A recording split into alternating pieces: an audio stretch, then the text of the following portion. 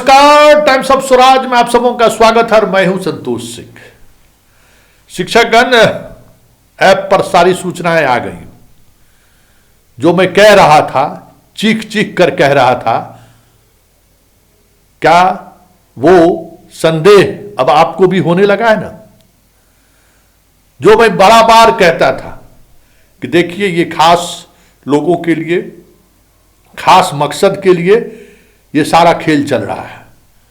बहुत सारे टीचर हमको मैसेज करते थे कि संतोष जी तबाह होने दीजिए ना, क्या दिक्कत है आपको, क्यों आप बेवजह सवाल खड़ा करते हैं? तो मैं उस वक्त भी कहता था कि बेवजह ये सवाल नहीं है, जिसको जरूरत है उसको नहीं मिलेगा, ये हम उस वक्त भी कहते थे। और अब तो सब कुछ आईने की तरह साफ हो गया है।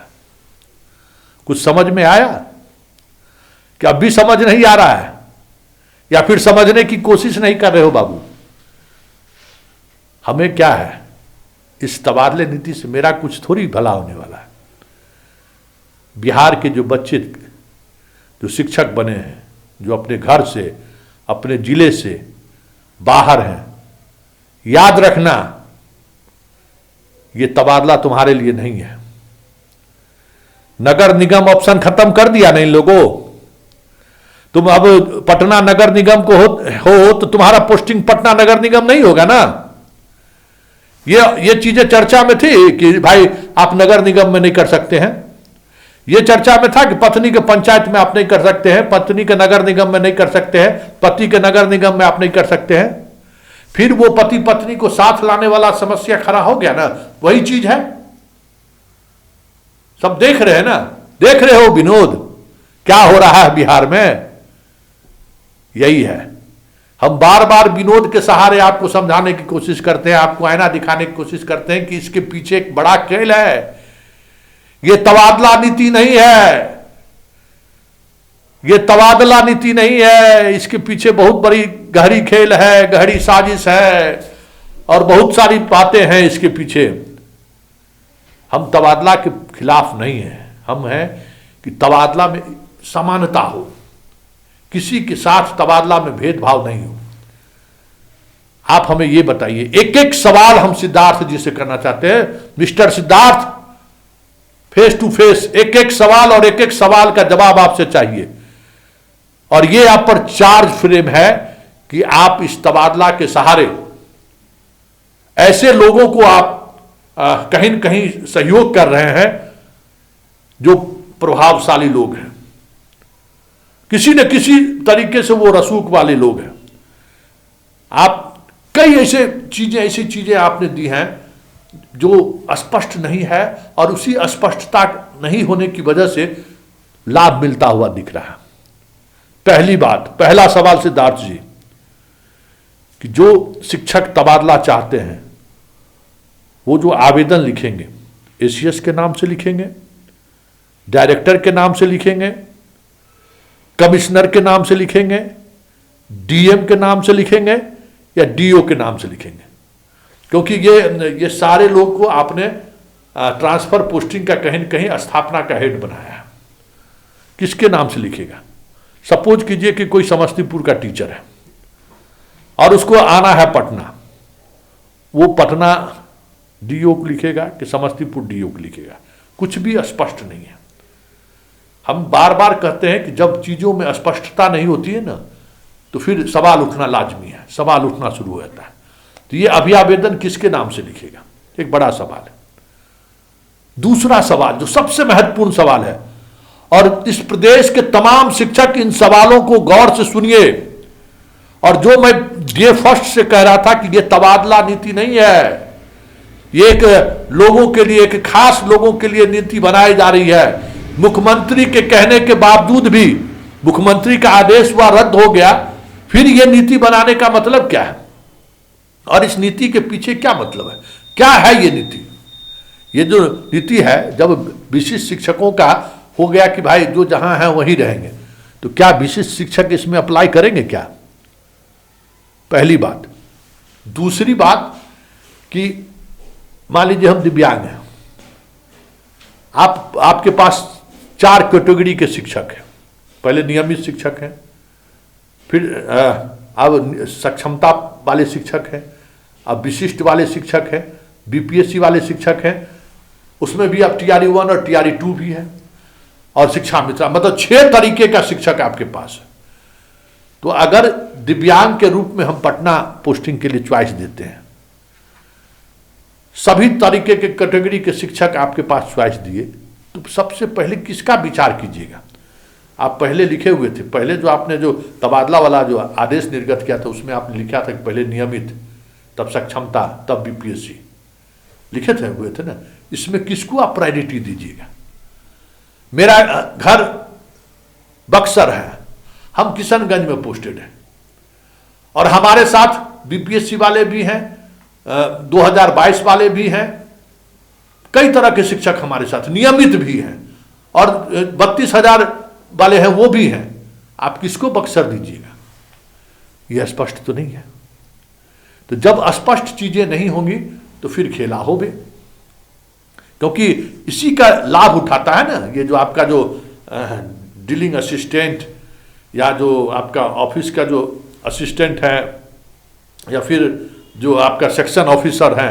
सेक्शन ऑफिसर का खेल क्या है? यही है ना कि आप उन चीज़ों को स्पष्टता के साथ नहीं रखा है कि सबसे पहले अगर एक ही जगह पर 10 लोगों का आवेदन पहुंचा एक ही जिले के लिए, तो आप प्रायोरिटी नंबर 1 पर किसको रखेंगे? बीमारी को रखेंगे या फिर शिक्षक, नियमित, सक्षमता, विशिष्ट, TRE 1, TRE 2 या शिक्षा मित्र को? कोई स्पष्ट नहीं है। तो डीलिंग असिस्टेंट और आपका जो सेक्शन ऑफिसर है इसके लिए खुला द्वार है, जिसको चाहेगा उसको रख लेगा। ये बातें स्पष्ट नहीं है जो स्पष्ट होना चाहिए। और आप कह रहे हैं कि कुछ लोगों का, कल भी मंत्री आपका बोला है कि कुछ लोगों का हमको जो विकलांग वगैरह जो तबीयत खराब है, ये है वो है, पति पत्नी है, उसका हम तबादला करेंगे। लेकिन नंबर 7 क्या है? नंबर 7 क्या है? जहां पोस्टेड हैं और जहां जाना चाहते हैं उसके बीच की दूरी कितनी है? तो दूरी का बात होगा तो कोई ये नहीं है कि ये दूरी कितनी दूरी, 10 kilometre, 20 kilometre, 100 kilometre, 200 kilometre, 500 kilometre, 1000 kilometre, ये दूरी क्या है? दूरी भी पैमाना नहीं है कि 10 किलोमीटर वाला पर विचार नहीं करना है, 100 किलोमीटर पर विचार करना है। तो आपने विचार करने की भी आज़ादी डीलिंग असिस्टेंट और आपके जो पटना के बैठे हुए जितने केबिन वाले जो सेक्शन ऑफिसर हैं उनको आपने छोड़ दिया कि दूरी का जिसको वो तय कर ले, जिस पर वो मेहरबान हो जाए। दूरी का कोई स्पष्टता नहीं है। ऐसे में जितने यूपी के शिक्षक शिक्षिका हैं उसके लिए क्या होगा? किशनगंज में है, वो बक्सर आना चाहती हैं 800 किलोमीटर, तो उसका आधार तो सबसे पहले मजबूत होगा ना। उसी किशनगंज में से अगर कटिहार आना चाहता है कोई बिहार का बच्चा शिक्षक जो 200 किलोमीटर पर है, उसको तो इसका लाभ नहीं मिलेगा। लाभ मिलेगा यूपी वाले का 800 किलोमीटर पर। आ जाइए आप। और टोटल नगर निगम, नगर परिषद किसके लिए रखे हैं? यहां किसकी पोस्टिंग होगी? ये आपने तो अपने उस नोटिफिकेशन में नहीं दिया था कि आप अब जिस नगर निगम के हैं वहां आप फॉर्म नहीं भर सकते, वहां नहीं आ सकते हैं। अरे पटना नगर निगम है, 80 गो वार्ड है, एक वार्ड और दूसरे वार्ड का दूरी जो है सो 20 किलोमीटर है। यहाँ जो मान लीजिए कि पटना सिटी नगर निगम में जिसको हो जाएगा, दानापुर का बगल में रहने वाला होगा पटना नगर निगम में ही, तो उसको दूरी नहीं हो जाएगा। तो आप जो नगर निगम में हैं उसको अब नगर निगम में पोस्टिंग नहीं मिलेगा। तो नगर निगम में किसको पोस्ट करिएगा? यूपी वाले को, हाँ? या नहीं तो फिर उस ग्रामीण इलाके के जो लोग होंगे उसका पोस्टिंग करिएगा। तो कोई गांव का आदमी काहे शहर में आएगा रहने के लिए? उसको अपना घर द्वार रहेगा तभी रहने आएगा ना। लेकिन जिसको किराए में रहना है, गांव में भी किराए में रह रहा है, उस शहर में भी किराए में रहेगा, उसको क्या दिक्कत है? तो ये लगता नहीं है कि किसी खास उद्देश्य से कुछ खास लोगों के लिए ये नियमावली बनाई गई, नियमावली तो नहीं, ये जो आप क्या कहते हैं, एक जो ट्रांसफ़र के लिए जो एक फॉर्म आवेदन कर रहे हैं, बहुत सवाल है सिद्धार्थ जी। एक एक सवाल कहीं न कहीं चीख चीख कर कह रहा है कि आप सेक्शन ऑफिसर से लेकर डीलिंग असिस्टेंट तक को वो आज़ादी दे रहे हैं जिस आज़ादी के सहारे पूरे ट्रांसफ़र को एक खेला बना देगा, ट्रांसफ़र को आपका उद्योग बना देगा। आप जरा सोचिए ना भाई, ये अच्छा, उसके बाद वैकेंसी, कोई भी ट्रांसफ़र हो, आप कहें मास ट्रांसफ़र नहीं कर रहे, लेकिन आप जान के चलिए सिद्धार्थ जी, ये जो ट्रांसफ़र फॉर्म भरेगा तो कम से कम 3.5 लाख टीचर भरेगा। कौन टीचर ऐसा जो है सो शिक्षा मित्र को छोड़ दीजिए, जो शुरुआती दिनों में बहाल हुए हैं वो अपने गांव में है, नहीं तो बाकी कोई अपने पंचायत में नहीं है, बहुत कम लोग अपने पंचायत या गांव में है। तो जब आप ये दूरी वाला ऑप्शन दे दिए हैं और ये क्राइटेरिया नहीं बनाए कि 10 किलोमीटर 20 किलोमीटर के अंदर हम ट्रांसफ़र पर विचार नहीं करेंगे, तब तो हमारा 5 किलोमीटर रहेगा, हम भी भरेंगे। तो 3.5 लाख से अधिक फॉर्म भरेगा, तो फिर उस फॉर्म में आप जो स्क्रूटनी कीजिएगा कि किसको हम प्रायोरिटी दें, क्योंकि या फिर आप पत्र निकालिएगा, यही होगा ना कि जब फॉर्म भर जाए तो फिर आप पत्र निकालिएगा कि हम दूरी वाले में 1000 वाले को पहले लेंगे, उसके बाद 900, फिर 800, फिर 700, फिर 500, 400, 300, 200, 100, 50, 25, ये मेरा ये रहेगा कि आप इतनी दूरी पर हैं तो हम इस आपको ये देंगे। तो ये गुप्त एजेंडा रखने की क्या जरूरत है? ये हो जाएगा कि छुपा हुआ एजेंडा आप लेके काम कर रहे हैं। स्पष्टता के साथ कह दीजिए, अरे भाई देखिए, बीमार पति पत्नी में फिर आप झमेला लगा दिए कि पति पत्नी अपने नगर निगम में नहीं आ सकता है, अपने पंचायत में भी नहीं आ सकता है। ये बात आपके उस पत्र में नहीं कहीं लिखा हुआ है, ऐच्छिक ट्रांसफर है, कहीं भी आप जा सकते हैं। तो फिर ये ऐप में क्यों ये बातें आ रही है? अगर पटना शहर का रहने वाला पति पत्नी है तो वो तो एक जगह नहीं आएगा। ठीक है, फिर भी हम मान लेते हैं विकलांग, दिव्यांग, विडो, क्या कहते हैं, प्रत्यागता, जिसको हस्बैंड छोड़ चुका, तलाकशुदा, जितने बीमारी का आपने रेफरेंस दिया है, सब मिलाकर अगर देखा जाएगा तो 10,000 में बहुत शिक्षक अगर ऐसे होंगे तो 10,000 होंगे, जहां तक हम लोग अपने फोन कॉल्स के सहारे समझ सकते हैं। लेकिन जैसे ही ये 7वां ऑप्शन आपने दिया, अब 10,000 के बदला में 3.5 लाख फॉर्म भराएगा, तो ये मास लेवल ट्रांसफर नहीं हुआ। और अभी से लेके 15 तारीख तक, कल से जो सब अपना अपना गूगल मैप लगा के जो देखना शुरू करेगा कि 15 तारीख तक फॉर्म भरने में जो अफरा तफरी का स्थिति स्कूल में रहेगा, उस दौरान पढ़ाई चलेगा क्या? फिर आप ट्रांसफर का प्रोसेस शुरू कीजिएगा। आप 16 तारीख से लोग इंतजार में रहेगा कि कब लिस्ट निकलेगा। और आपको पता ही होगा कि जब कभी ट्रांसफर पोस्टिंग की बात होती है तो फिर खेला शुरू होता है। देखते हैं ना, सीओओ के मामले में भी खेला शुरू होता है। सब लोग पटना भाग दौड़ करना शुरू करेगा, पैरवी लगाना शुरू करेगा। ये किसी तरीके से होगा। आप जब आवेदन किसको लिखना है यही क्लियर नहीं है, अगर जिला में है तो फिर जिला दरबारी शुरू हो जाएगा।